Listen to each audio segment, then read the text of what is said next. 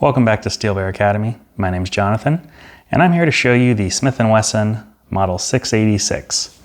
This is the 686 Plus, which means that it holds 7 shots of .357 Magnum. This is the 6-inch barrel version. Now, for those of you who don't know, the Smith Wesson 686 is kind of like the Glock 19 of the Revolver world. Now, when I say that, what do I mean by that exactly? So if you ask somebody or ask the internet, if you Google, which gun should I buy as my first gun? Pretty much anyone who has Googled this before is gonna know that almost everybody recommends the Glock 19. The Glock 19 fits a good middle ground between it is carryable, but it is also full size enough that it is pleasant to shoot. And it also meets a really good balance of really good durability, super high reliability, price point, and ease of use. It strikes a nice balance of so many qualities that if you had to just recommend one gun for somebody, the Glock 19 would be the choice. In the revolver world, if you ask somebody what should be my first revolver, if you're not going to get a 22, then if you look this up, you'll probably see that the 686 is the Glock 19 of the revolver world. It is the one that is recommended as kind of the default option when somebody asks you a quick response. What's the perfect revolver for me to buy for my first one? This gun fits that in that it kind of does everything. It could be carried if you had a shorter barrel. It could be carried. It's pleasant to shoot. It's very durable, it's very reliable, it's very common, meaning there's a lot of them that you can buy, meaning it's plentiful. They're easy to find. They're not a boutique item. You can find them in most gun stores. They're super popular. They have tons of aftermarket parts to them, and you can do pretty much anything you want with them. So I don't want to, calling it the Glock 19 of the revolver world is not a disparaging thing to say. It's actually a badge of honor, I would say. It is kind of the default option. It's ubiquitous with what gun is the default good recommendation for somebody.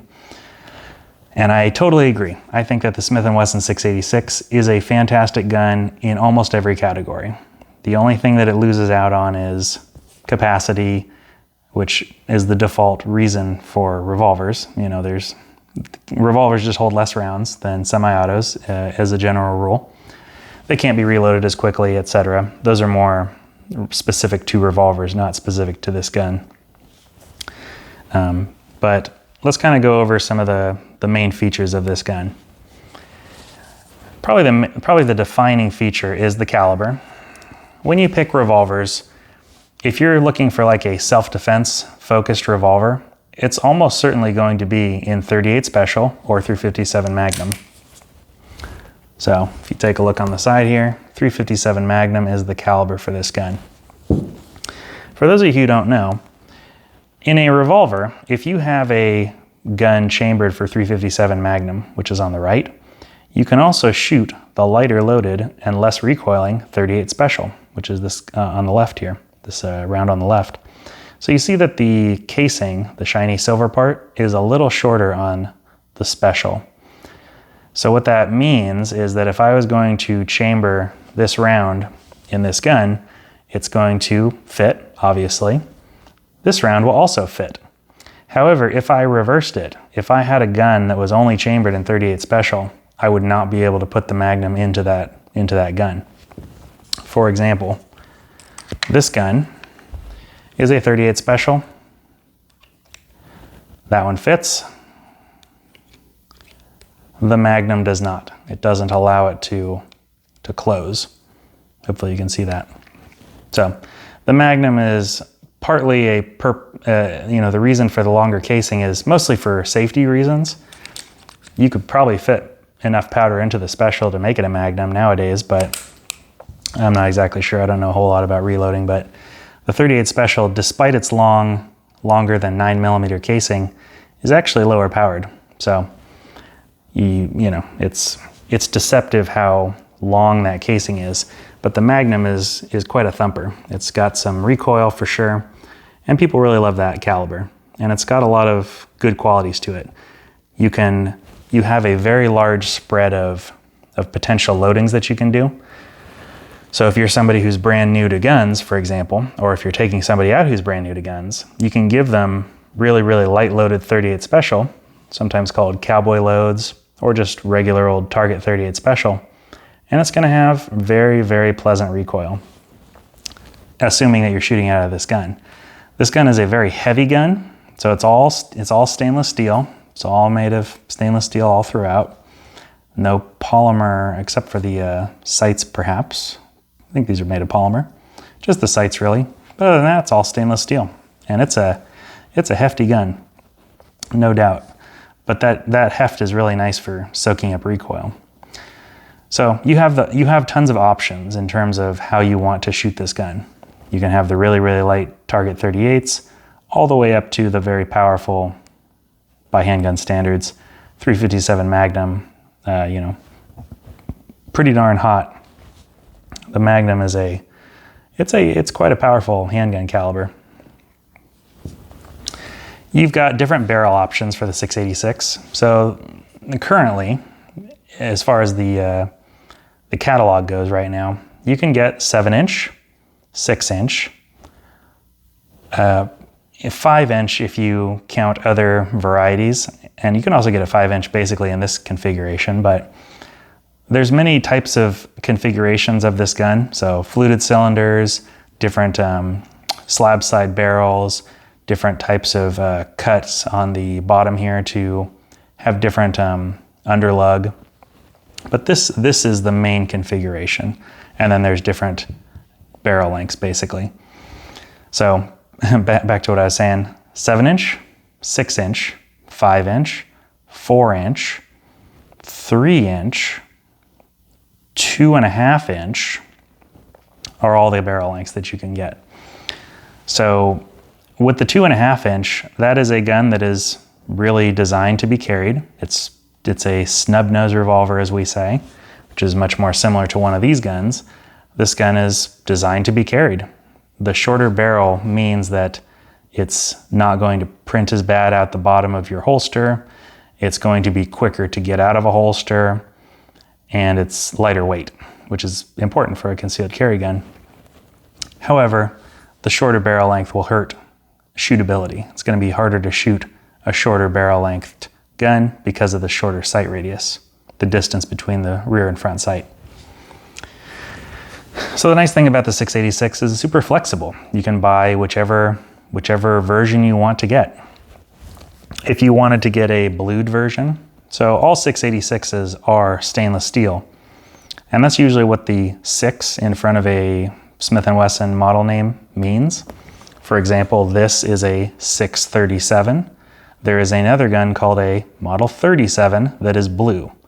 It is like this color, this coloration, which we call bluing. This is a Model 19. This one has a brother, a competitor, or if you call it that, a cousin called the 66. So the 6 usually means stainless. I think that holds true on every Smith that I know of. There's a 586 to match this one that is in blue, if you were interested in getting blue. It is pretty much the same gun, functionally the same. The only difference, as far as I know, is that it does not come in the potential to have 7 rounds. Something else that's kind of cool about the L frame is that you have the ability to get 7-round cylinders. That's called the 686 Plus. And there are a lot of variations of that as well. I don't know all the variations, but pretty much most of the ones you'd want potentially could come in the 7-shot variety. It'll come with adjustable sights. I don't know of any 686 that doesn't come with adjustable sights. And that just means that you can adjust the windage and elevation to make it so that your rounds hit exactly where you want them to hit at a certain distance. Because of that big variability with the 38 Special and 357, you can have, a wide variety of ammo that you can use. So therefore, you might want to change your sights to reflect the type of ammo that you want to use for a given distance. But if you're just shooting it, at less than 25 yards, you'll probably not even really notice a difference. It's just for those really dedicated shooters that want to shoot farther or really want pinpoint accuracy. Then the sights really can play a good role in it. The grips that are on this particular 686 are Hogue grips made of G10. So G10 is kind of like a synthetic hard material. I'm not sure exactly how to describe it. It kind of functions kind of like wood, except it's lighter and it's more durable, definitely more durable. The grips that usually come on a 686 are more similar to the rubberized Hogue grips. There's the one that came on this gun is kind of more of like a harder plastic rubber that would cover the back strap. Not really important for you to know at the moment, but just know that these grips are not the stock grips. The ones that come with it are perfectly usable. It's just, I like to customize my guns and try different varieties. These ones are excellent. They're pretty pricey.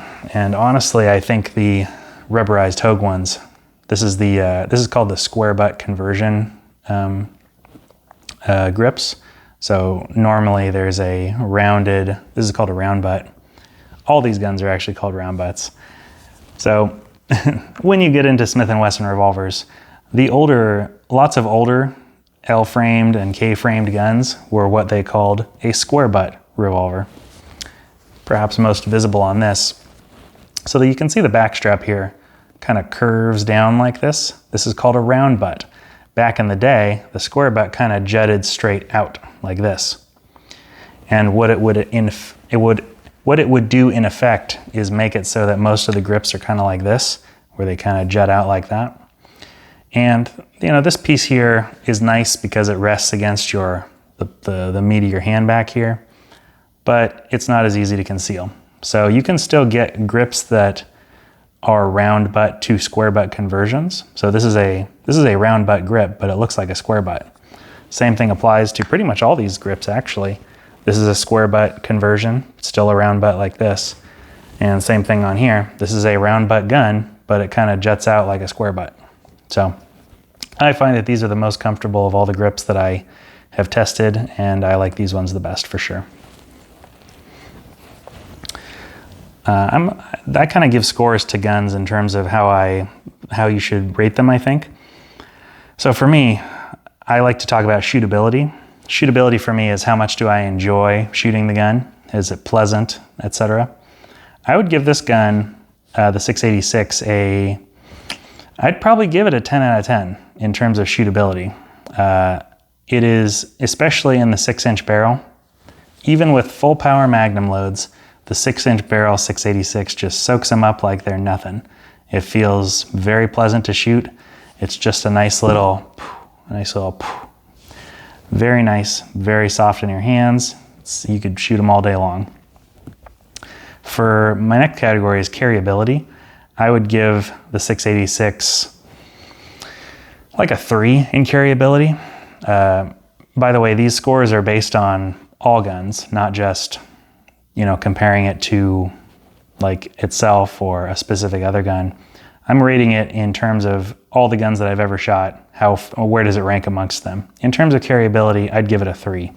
It's quite heavy, and even if you had the 3-inch or the 2.5-inch barrel, it's still a heavy gun. It only holds 6 or 7 rounds, and it's hard for me to justify wanting to carry something that holds so few rounds when I have lighter options that hold double, triple the rounds. So unfortunately, it loses out in that regard. It does have some benefits. For example, as Mr. Yankee Marshall points out, the cylinder is the thickest part of the gun, but the rest of it is actually quite thin. So if you got rid of the cylinder, the gun is pretty darn thin. And the cylinder can kind of fit into that little spot between, where if this is the outside of my love handles, it'll kind of dip in where the belt would rest, and then it'll come out for the hips some more. the cylinder can kind of tuck into that little spot like the Yankee Marshal talks about. And he's right. That definitely is a factor that is not present on many straight profile guns. So something to consider. I don't want to get too far into revolvers in general, but revolvers in general have a potential advantage in that you can carry them in a purse and you won't have the issue of the slide not cycling because it doesn't have a slide. The revolver has other issues in terms of how to keep them running correctly, but it just has extra potential benefits, just as an aside. For value, I would give this gun a value of like probably 8. I'd give it an 8 value. I think that it is very good. It costs kind of a lot for a revolver. It's like $850, maybe $900, somewhere around there. And that's during 2021, by the way. So the prices perhaps were a little lower, maybe just 3 years ago. But in the future, they may drop down again. They may go up again. But even so, value is not really dependent on the dollar amount by itself. Value is about how much do you get for your dollar. And I say you get a lot for your dollar with these guns. I guess value for me, I want a lot of quality for my money, and I'm willing to pay for more quality to get. And I'm willing to pay for more money to get a higher quality gun. There are many guns that would probably beat this in the strict does it work compared to the money. Like for example, if I think the High Point is a classic example. If your only metric is does it shoot rounds, does it shoot 9mm, does it shoot 40 or 45, whatever High Point shoot, does it shoot those? Well, if it costs $200 and it can shoot 9mm and your criteria is just can it shoot, well, that value is pretty much off the charts, incredibly high. However, the High Point is not a particularly durable gun, and it doesn't have a lot of nice features. It doesn't have a good trigger. It's got a manual safety, low capacity, etc. I think the 686 is good value for the high quality that you get. But there are guns that are cheaper, and some comparable options that beat it in terms of value are probably the Taurus Model 66, let's say. That is pretty much a direct copy. And, well, perhaps a copy is not the right word. A spiritual clone of it, if you will. It takes the formula and tried to duplicate it and make it their own version. But at the heart of it, it's basically a 686 that's made by Taurus.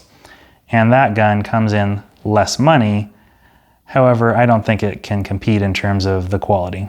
It can't compete in terms of long-term durability, in terms of finishing, etc. But I think it does beat it in terms of just raw money value. It costs less, but it does most of the things that this gun can do. But I think that just like the Glock 19, the Glock 19 is not the cheapest gun. That's not the reason you're buying. That's not the reason so many people recommend it. The reason people recommend it is because it strikes that balance of all those things: shootability, carryability, durability, value, etc. All those things. So I think this gun strikes a really good balance for that. Here's some other competitive guns, some competitive offerings that fit basically the same spot. The same potential. They're fighting for that same spot in your gun safe. And they're also good choices. So the Ruger GP100 is probably the most common direct comparison to this gun. They make a 6-inch stainless steel revolver with a full underlug. And it even comes in 7 rounds nowadays. Used to be it didn't come in 7, but now it comes in 7 too. And that is pretty much the main competitor to this gun. I've had a GP100 and it was a fantastic gun. I would give that gun a 2 thumbs up. Great gun. It lacks a lot of the refinement of the 686. The 686 is just a very beautifully crafted gun, I think. The trigger is better. It's a beautiful gun. But I think if you just want a gun that works and you can shoot it, then the GP100 beats it in value because it's a little cheaper. The Colt Python is probably the closest competitor to this gun, and perhaps it's even perhaps it would be make more sense to say that the 686 is a competitor to the Python, meaning I think the 686 came out afterward. It was trying to chase the Python. You'll correct me if I'm wrong, but I think that's the case. That's part of why it has that full underlug.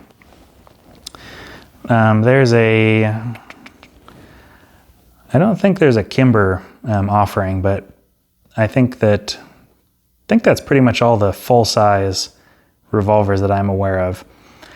Smith Wesson makes other sizes and other models of revolver that could try to compete for your money as well. For example, the Model 19 Classic Series. This is a smaller K-frame, so it's a little smaller than the larger L frame, but this one competes for your dollar as well.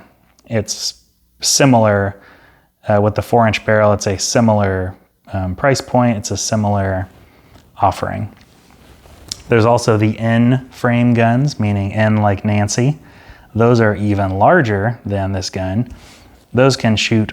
They are chamberable, meaning you can chamber and have cylinders that chamber 44 Magnum and some higher pressure stuff than the 357 Magnum. They even make a 44 Magnum on the L frame now, so that's not even a hard and fast rule. But it's got a thicker cylinder by quite a bit, actually. And the 627 is probably the most common comparison. It's a larger version of a 686, basically. And it holds, I think, 8 rounds. It holds 8 rounds of 357 Magnum. So, even within the Smith catalog, it's competing for, do you want to buy the N frame? Do you want to buy the K frame, the smaller version of it? There's also the 66 with a 4¼ barrel. So there are many options. However, I think that if I was going to go back in time and pick my first revolver again, I would pick the 686. Hands down, no questions asked. The only gun that might interest me as much is the 19 Classic. However, back when I was first picking a revolver, this is definitely the one that everyone was steering me toward, and rightly so. I think that this one hits on all the points and has the potential to be the gun that makes you love revolvers. And I think that is fantastic. That's what we want. I want everybody to try a revolver because revolvers have the potential to improve your shooting skills dramatically. And that'll be a topic for another day. What's his name? The Lucky Gunner guy. You'll have to forgive me. I'll annotate his name. Chris Baker, that's his name. He has a video about how the revolver can make you a better shooter. And I wholeheartedly agree. It is a very demanding trigger pull, double action trigger pulls. For those of you who don't know, it's kind of going back. We're getting right to the end, but I forgot to mention this. So the 686 is a double action, single action revolver. So what that means is that when you pull the trigger, it does 2 actions. It's going to cock the hammer back here, and it's going to drop the hammer. 2 actions. 2 actions. You also have the potential to cock the hammer manually with your thumb, and then you've got a very, very light single action trigger. Performs 1 action, just dropping the hammer. And this gives you some flexibility. It allows you to practice the single action. When you first start out with revolvers, you're probably going to suck for a while. All things considered, everybody sucks for a while if they've never shot a gun, or if they are moving from semi-autos, which typically have lighter, shorter travel triggers, to the heavier double action. The single action trigger can really help you figure out where to hold with your sights and help you find much more success quickly with the revolver until you can get a hold of how to figure out how to shoot the double action trigger better. So this is a nice feature, and it's a feature that I think is very good even on little carryable concealed carry J-frame revolvers. Having that ability to cock the hammer is a very nice feature. So if you're looking for a Glock 19 version of a revolver, one that hits on all the points, gets you everything that you want, and is pretty much, I'd say, unchallenged, and there is no peer for quality and for durability, shootability, and for cool factor. Perhaps the only thing that could compare in cool factor is the Python. But even then, the Python still doesn't have the durability and the rugged reliability that the 686 can lay claim to. If you want to get a 686, I would highly recommend it. It's a great learner gun, and it is the gun that Mr. Yankee Marshall actually says with a 3-inch barrel is the best gun made, period, at all, ever, which is quite a statement, but I think that he's not wrong. I think that it is pretty close, if not, based on his requirements, I think it's up there. And based on my requirements of, is it the best revolver to buy as your first one? I say absolutely yes, no questions asked, the best first revolver. So hope you go out and get one and tell me what you think. Is it your favorite as well? I love it. We'll talk to you soon. Bye-bye.